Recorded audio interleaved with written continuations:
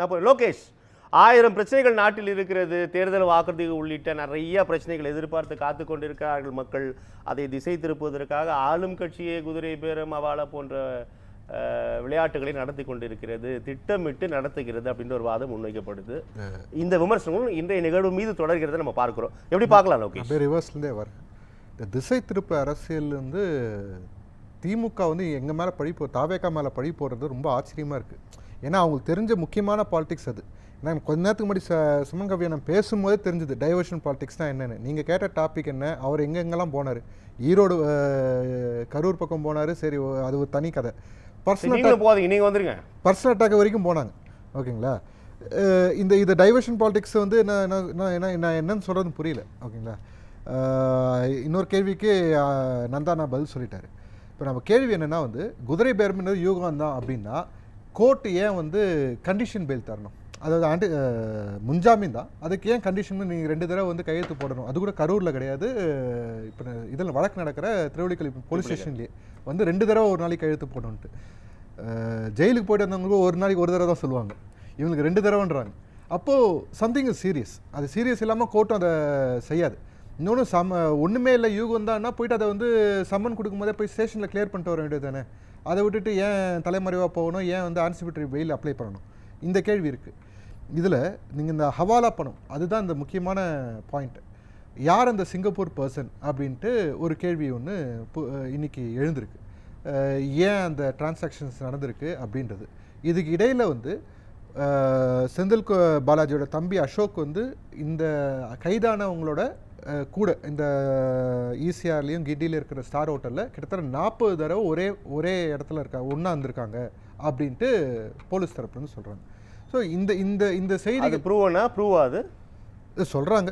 எனக்கு அது இது தெரியல, எதுவுமே இன்றைக்கி ப்ரூவன் கிடையாது. ஓகேங்களா? இப்போ அவங்க சொன்ன சரி இப்போ சீக்கிரனாலே இவர் சொன்னதெல்லாம் ப்ரூவ் ஆகிடுமான்னு கேட்டால் கிடையாது. ஓகேங்களா? திமுகவோட ஸ்ட்ராட்டஜி சரியா ப்ரூவ் இல்லாமல் அப்போ போகிற போக்கில் பேசியிருக்கு. நான் போகிற போக்கில் பேசல, ஏன்னா போகிற போக்கில் பேசுகிறவங்க டிஎம்கே, நான் போகிற போக்கில் பேசல. இது நடந்ததாக சொல்லப்படுது. பெப்பர் ஸ்ப்ரே அடிச்சாங்க, வயித்துல கத்தியால என்னென்னலாம் சொன்னாங்க. அது கூட வந்து சம்பவம் நடந்த இடத்துல போலீஸ் காப்பாற்றுறதுக்குள்ளே வந்து செந்தில் பாலாஜி வீடியோ போட்டுனே வந்தார் ஹாஸ்பிட்டலுக்கு. இதெல்லாம் நடக்க தான் செய்யுது. சரிங்களா?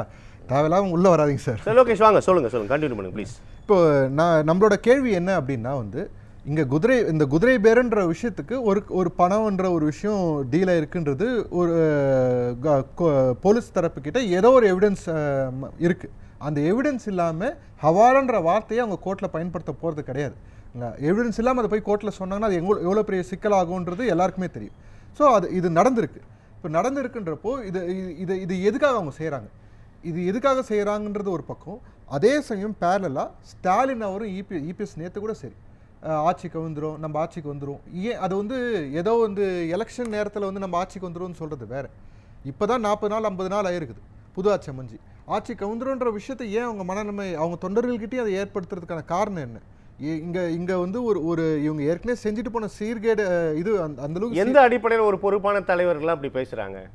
ஆட்சி கவிழ்ப்பிற்கு வாய்ப்பே கிடையாது, எங்ககிட்ட போதிய இடங்கள் கூட இல்லை. சுமன் கவி சொல்றாரு, சார் வாய்ப்பே இல்லைங்க, எப்படிங்க பண்ண முடியும் அப்படின்றது. ஆட்சி கவிழ்ப்புன்ற அதுவும் என்பதை நம்ம எப்படி புரிஞ்சுக்கலாம்னு கேட்கிறேன். எனக்கு போற போக்குல தொண்டர்களை உற்சாகப்படுத்துவதற்கான வார்த்தை அப்படின்றது தொண்டர்களே சிரிக்க மாட்டார்களா அப்படின்னு தெரியாதா? இல்ல, அதுதான் எனக்கு என்னன்னா, ஒருவேளை வந்து இவர் சொல்லிட்டாரு, சட்டசபையிலே அவர் சொல்லிட்டாரு தொட்டவங்களையும் விட மாட்டேன் அப்படின்ட்டு, இவங்களுக்கு பயம் வந்துருச்சோன்னு தோணுது, வேற எதுவும் இல்லை. ரியாலிட்டி எனக்கு அதுதான் ஃபீல் ஆகுது. இவங்க நம்ம இல்லைனாலும் பரவாயில்ல, இவங்க இருக்கக்கூடாதுன்ற மனநிலைமைக்கு வந்துட்டாங்களோன்னு தோணுது. என்ன பண்ண முடியும்னு கேட்குறேன். இந்த மாதிரி நீங்கள் சொன்ன மாதிரி அட்லீஸ்ட் வந்து ஒரு தாவேக்கால ஆட்சியிலேருந்து இவங்ககிட்ட வந்து மெஜாரிட்டி இல்லைன்னு சொல்லிட்டு ஒரு சில எம்எல்ஏகளை வெளியே கொண்டு வந்தாலே அது மெஜாரிட்டி இல்லைன்னு ப்ரூவ் பண்ணுறதுக்கான வாய்ப்பு கிடைக்கும்னு நினைக்கிறாங்களோ என்னமோ, அதுக்காக ட்ரை பண்ணுறாங்களோ என்னமோ. அவங்கள பொறுத்த வரைக்கும் விஜயனா ஆட்சிக்கு வந்தது அவங்களால பொறுத்துக்க முடியல. மெயின் விஷயம் அதுதான். திமுக இல்லைன்னா அதிமுகலாம் திமுகன்ற மாதிரியே ஒரு பேட்டர்ன் இருந்தது. முக்கியமாக ஸ்டாலின் அவர்களுக்கு விஜயநாயிட்ட தோற்று போனால் சத்தியமாக அவரால் இன்னைக்கு வரைக்கும் ஏற்றுக்க முடியல. லண்டன் போயும் ஏற்றுக்க முடியல. அதுதான் வேதனைக்குரிய விஷயம். அதுவும் வந்து அவர் லண்டன் போகிற அன்னைக்கு இங்கே நடந்த ட்ராமாங்கெல்லாம் நம்ம பார்த்தோம். இவங்க எதுக்காக இதை செய்கிறாங்கன்றது இந்த அரசு, அதாவது ஒரு புது அரசாங்கம் வந்து எடுத்துருக்க வந்துட்டுனா இப்போ ஒரு பாலிசி டெசிஷன் விஷயமா ஒரு அறிக்கை கொடுத்துறாங்க, எதிர்கட்சி ஒரு அறிக்கை கொடுக்குது, இந்த பாலிசி இந்த மாதிரி டெசிஷன்ஸ் எடுக்கலாம், இது எங்கள் கட்சி சார்ந்த அறிக்கை, அது இதை பின்பற்ற முடியுதா பாருங்கன்ட்டு ஒரு அறிக்கை கொடுக்கலாம். அது வந்து தினசரி ஏதாவது ஒரு உப்பு சப்பில் நேற்று கூட பார்த்தா இந்த ரீல்ஸ் பிரச்சனை, ஏதாவது ஒரு பிரச்சனையை கொண்டு வந்து நடக்கிற விஷயங்களை டைவர்ட் பண்ணி எதுக்காக இதை பண்ணுறாங்க, என்ன ஐடியாலஜியில் இதெல்லாம் கொண்டு போகிறாங்க அப்படின்னு எனக்கு ஒரு லோகேஷ், நீங்களும் இதுக்குள்ள வந்துருங்க. இப்போ அரசு தரப்பு அவாலா பணம் பயன்படுத்தப்பட்டுள்ளதாக சந்தேகம் அப்படின்னு அரசு தரப்பு தெரிவிக்குது இல்லையா? ரொம்ப நந்தகுமார் சொன்ன ரொம்ப சீரியஸ் சார்ஜ் இல்லையா? அவாலா பணம் பயன்படுத்தப்பட்டுள்ளது வந்து ரொம்ப அது இட்ஸ் ஹியூஜ் அமௌண்ட்டு, ஒரு சீரியஸ் சார்ஜ். எப்படி இதை புரிஞ்சுக்கலாம்? எப்படி கவர்மெண்ட் வந்து எப்படி இப்படியான ஒரு சார்ஜ் வைக்குதுன்னு கேட்குறேன். இல்லை, இவங்ககிட்ட விசாரணை, அரெஸ்ட் பண்ணவங்ககிட்ட விசாரணை வச்சுருக்காங்க இல்லையா? இவங்க வந்து அந்த ஹோட்டல் ரூமில் தங்கினதுக்கு அதுக்கு செலவுகள் இந்த மாதிரி விஷயங்கள்லாம் ஏதோ ஒரு கம்பெனி, அது எனக்கு தெரியல கிளாரிட்டியாக, எனக்கும் இன்ஃபர்மேஷன் தெரியல. என்ன எவ்ரி திங் இஸ் ப்ரூவ் பண்ணதுக்கப்புறம் தான் நமக்கு டேட்டா வரப்போகுது. இது வந்து இப்போ இன்றைக்கி போனது ஆன்டிசிபேட்டரி பெயிலுக்காக போனது, இந்த வழக்குக்கான விசாரணை கிடையாது. ஸோ அந்த வழக்கான விசாரணை வரும்போது தான் நமக்கு என்னென்ன டேட்டா வந்து அரசு தரப்புலேருந்து ப்ரெசென்ட் பண்ண போகிறாங்க கோர்ட்டுக்குன்னு நமக்கு தெரியும். இவங்க எஃப்ஐஆர் ஃபைல் பண்ணியிருந்தாலும் வந்து இன்னும் சார்ஜ் ஷீட்டில் என்னென்ன விஷயங்கள்லாம் வந்து மேற்கொண்டு சேரப்போகுது ஃபைனலாக அப்படின்ட்டு நமக்கு தெரியல. பட் இது எதுவுமே பேக்ரவுண்டில் ஏதோ ஒரு நடக்காமல் அரசால் இதை வந்து கோர்ட்டில் சொல்ல முடியாது. அது மட்டும் நமக்கு உறுதியாக தெரியுது. Something big has happen.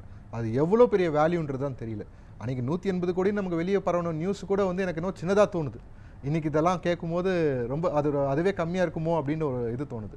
எந்தளவுக்கு இவங்க ஸ்கேலப் பண்ணியிருக்காங்க, எந்தளவுக்கு வந்து இவங்க வன்மத்தை கக்கிட்டு இருக்காங்கன்றது வெளியே, அதாவது ஒரு ஒரு ஒரு ரெஸ்ட் வேணும் சார். சரி தோத்தாச்சு அடுத்த வேலையை பார்ப்போன்ற ஒரு மைண்ட் செட் வேணும். அது இல்லை அவங்களுக்கு, அந்த ஏற்றுக்கிற மைண்ட் செட்டே கிடையாது. தினசரி ஏதாவது ஒரு பிரச்சனையை கிளப்பிக்கிட்டு மக்களை வந்து அண்டர்ஸ்ட் ஸ்டேட்டஸ்லேயே வச்சுருக்கணும்னு நினைக்கிறது என்ன மாதிரி ஒரு மனநிலைமை? இல்லை, ஆளும் கட்சியை வந்து பாராட்டு பத்திரம் வாசித்து கொண்டு இருக்க வேண்டுமா எதிர்கட்சி? அப்படியா? சத்தியமாக அதை எதிர்பார்க்கல. எதிர்கட்சியோட வேலை நான் என்ன செய்யணும்னு நான் சொன்னேன். ஒரு பாலிசி விஷயமா இந்த பாலிசியில் இந்த மாதிரி இது தமிழ்நாட்டுக்கு தேவையான விஷயம், இந்த விஷயத்தை நீங்கள் இப்படி பண்ணலாம் அப்படின்னு சொல்லிட்டு ஒரு அறிக்கைகள் விடுங்க. அது நம்ம ஆளுங்கட்சி வந்து கன்சிடர் பண்ண போகிறாங்க. ஒரு காலத்தில் ராமதாஸ் அதுதான் பண்ணி நின்றார் இல்லைங்களா? அந்த மாதிரி ஏதாவது ஒரு ப்ரொடக்டிவாக கொண்டு போங்கன்ற. நான் என்ன சொல்கிறேன், அதை விட்டுட்டு ஏன் தினம் அவதூறு பேசிக்கிட்டு தினம் பஞ்சாயத்தை வச்சு உருவாக்கிக்கிட்டு ஒரு மக்கள் மனையில் ஒரு மைண்ட் செட் வரும். என்னையா திமுக இவ்வளோ கேவலமாக நடந்துட்டுருக்கு மைண்ட் செட். திமுக ஓட்டு போட்டவங்களே அந்த மாதிரி ஏன் அப்படி அடிச்சு நிற்கிறாங்க? சரி தோத்தாச்சு, இன்னொரு 5 வருஷம் அடுத்த எலெக்ஷனில் பார்த்துட்டு போக வேண்டியது தானேன்ற ஒரு மைண்ட் செட் இல்லாமல் இப்படி பண்ணிட்டு இருக்காங்களேன்ட்டு உண்மையிலே ஹேட்ரட். நம்ம பேசலாம் லோகேஷ். இது ரிசல்ட் வந்து எப்போவுமே வந்தால் டிஎம்கே ஐடி இவங்க எலெக்ஷன் முடிஞ்சப்பறம் ஓவர் டைம் பார்க்குதுன்றது தான் எனக்கு புரியுது. நான் ஒரே ஒரு கேள்வி கேட்டு நான் முடிச்சுக்கிறேன். கைதானவங்களோட வக்கீலும் இன்னைக்கு செந்தில் பாலாஜிக்கு அப்பியர் ஆன வக்கீலும் யார் அப்படின்றது மக்களோட கேள்விக்கே யார் வேணாலும் இருக்கலாமே. இல்லை, அதுக்கு பின்னாடி நிறைய அர்த்தம். யார் வேணா இருக்கலாம் லோகேஷ், அது நிறைய அர்த்தம். நீங்கள் போகலாம், நான் போகலாம், பாண்டியன் சார் போகலாம், யார் வேணா போகலாம். 2 பேருக்கும் யார் ஒரே அப்பீல் இருக்காங்கன்றது பின்னாடி நிறைய அப்பீல் இருக்குது, நிறைய அர்த்தம் இருக்குது. அது மக்களுக்கு புரியுது. மக்கள் தீர்ப்பு திரும்ப உங்களுடைய கருத்து பாருங்க. அது மக்கள் தீர்ப்பு இல்லை, டிஎம்கே ஐடிவிங்கோட தீர்ப்பு. அப்படி பைபாஸ் பண்ணால் நம்ம மக்களோட தீர்ப்பு எடுக்கவே முடியாது. இது அப்படி தான் தெரியுது. இது இன்னைக்கு நேற்று நடக்கல இல்லை. நல்லது என்ன பாண்டியன்? இல்லை கமெண்ட் தான். நன்றி.